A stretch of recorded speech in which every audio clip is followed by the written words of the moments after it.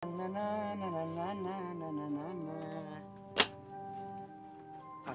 gue jadi bingung pakai kondangan.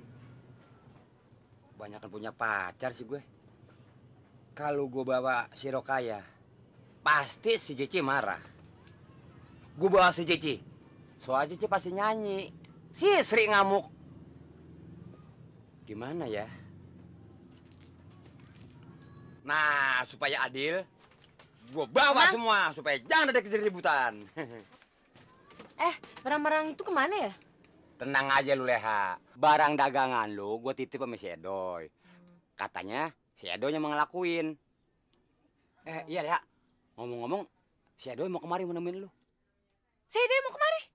Tapi jangan getak begitu. Yang bener, Mang. Aduh, bener sih bener, gue jangan tarik kayak kambing begitu dong. Bagaimana nih? Yang bener, Mang. Gak percaya kalau mama ngomong. Ngomong-ngomong, lu punya minyak gak dikit? Yang apaan?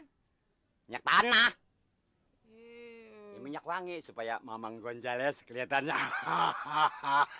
Gak ada. Nggak boleh begitu sama Mamang. Yang cakep kan Mamang lo. Gak ada. Bener nih nggak ada? Udah deh kesana.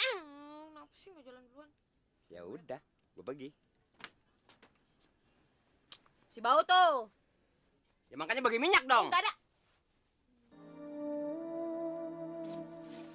Dah.